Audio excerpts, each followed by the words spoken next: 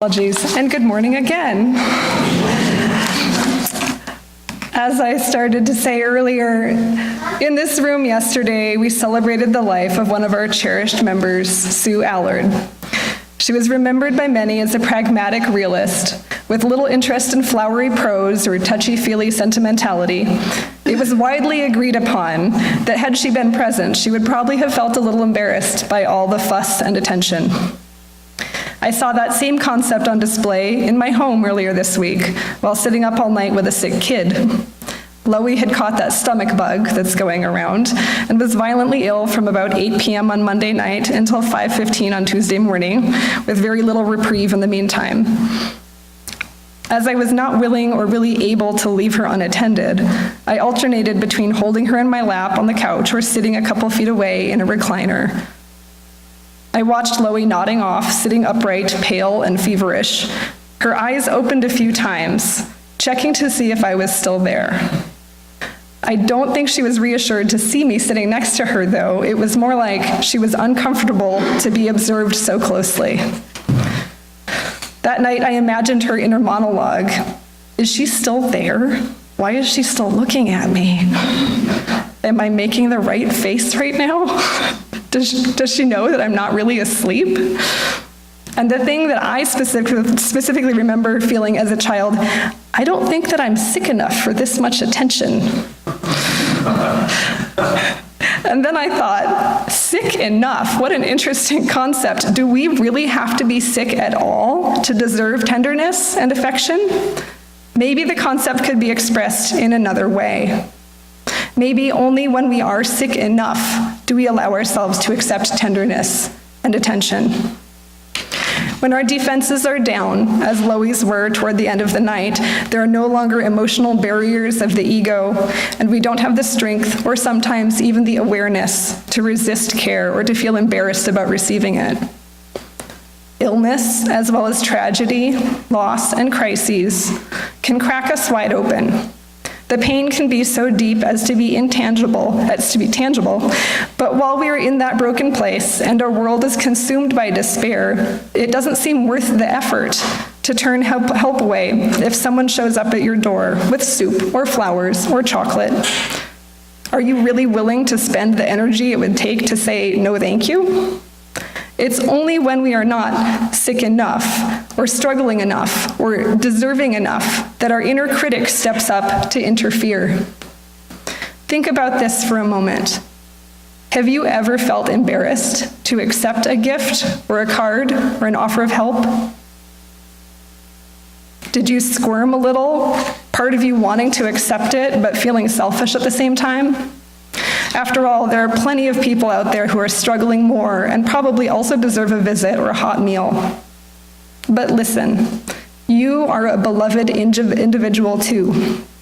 People care about you. And you probably struggle a little in the self-care department, so don't stop someone else from recognizing your worthiness. And the same goes for your spiritual worthiness. Rumi saw the virtually illiterate Saladin Zarqub as a beloved, a spiritual peer, despite the consternation of his followers. Rumi has been depicted in paintings as drawing this goldsmith out from his workshop and into the street, inviting him to spin in the ecstatic dance of the whirling dervish. Although that story is somewhat apocryphal, it turns out that Rumi and Saladin were actually already well acquainted when this scene took place. I would like you to take a moment and picture yourself in that place for a moment. To be hammering away in a hot workshop, and suddenly a wild-eyed poet bursts in, claiming that he hears transcendent music in the rhythm of your mundane work. It might be startling, probably off-putting to most people. The least likely reaction I can imagine seems as though it would be immediate acceptance. What's that? The music of my hammering is transcendent? You would like me to join you outside in the street to dance? But of course. That's not how I would probably respond. It seems probable that most of us would never simply just accept the role of exalted spiritual guide. My first instinct would be to question the stability of this intruder in my workplace. The second instinct would be to laugh at the idea that I have some sort of sacred destiny to fulfill. The question that I pose to you today is this: What is it that would prevent you from accepting the mantle of divine beloved if it were offered to you this very moment? If a charismatic poet ran up to you through the aisles right now and invited you to come spin with them until your ego dissolved into the fabric of universal oneness, if someone invited you to drop your baggage and enter the gate, if they insisted that there was something specific about you that marks you as a spiritual guide, what secret doubt are you harboring that would prevent you from taking their hand and running out into our courtyard? Would you think, oh, I might act enlightened in public, but they've never heard my judgmental inner voice? Or maybe it's something more like, well, sure, I'd like to be really deep and spiritual, but I just don't have time for that. I'll bet you could look around this room right now, and you could pick out at least 5 people who you would personally guarantee are more worthy than you are to be a light unto the world. But here's the thing, we can't all be less than, can we? At the same time, it's highly unlikely that anyone in this room is 100% without blemish. The word dervish derives from a Persian word meaning humility or poor in spirit. Would you be more comfortable claiming that title?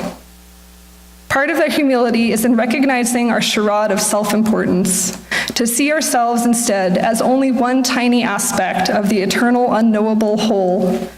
We are the mirror as well as the reflection in it.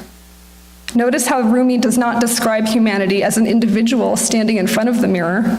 We can be the mirror, reflecting a divine spark out into the universe, or we can be the reflection, an intangible hologram without real substance.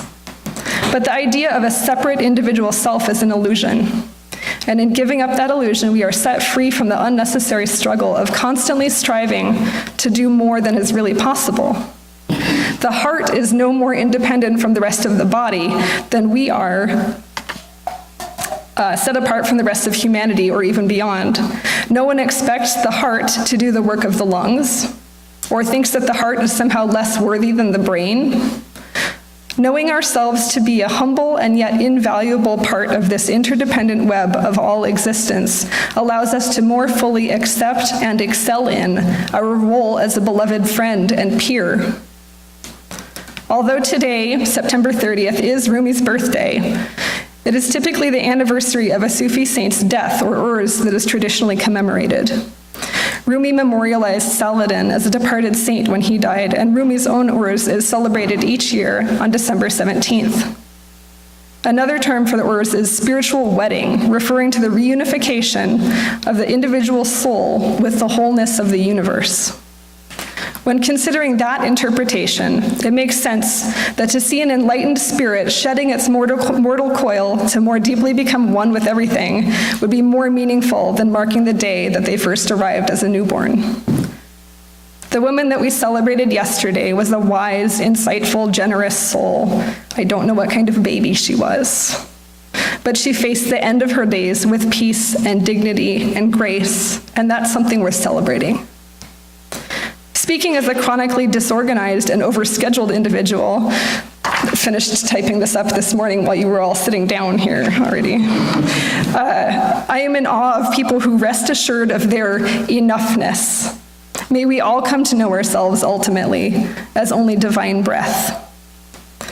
In the poem The Guest House, read by Joe earlier, Rumi asks us to welcome, accept, and honor our fleeting house guests of emotion and thought. The dark thought, the shame, the meanness, meet them at the door laughing and invite them in. Be grateful for whoever comes. I find it very interesting, the contrast he presents between that dark emotion and the laughing self that is welcoming it in. Let me read that again. The dark thought, the shame, the malice, meet them at the door laughing and invite them in. So we are not the emotion, we are separate from that within. In this mystical view, the individual is a joyous presence within an ephemeral vessel, only temporarily burdened by anger, grief, and meanness. It becomes easier to see the divinity in everyone around us. During our meditation, we heard an unambiguous definition of self that rejected religious or cultural trappings in the same way that the story rejected the heavy coat and even the very molecules that make up our physical flesh. I am not an entity in this world or the next. I did not descend from Adam and Eve.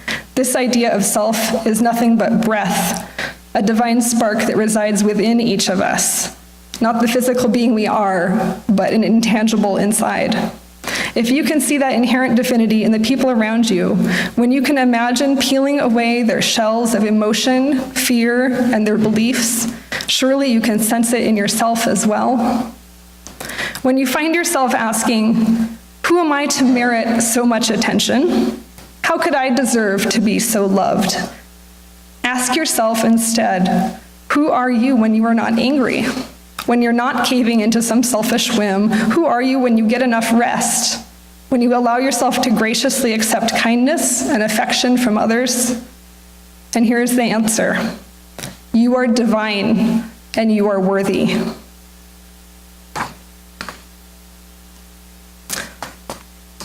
Please rise in body or in spirit.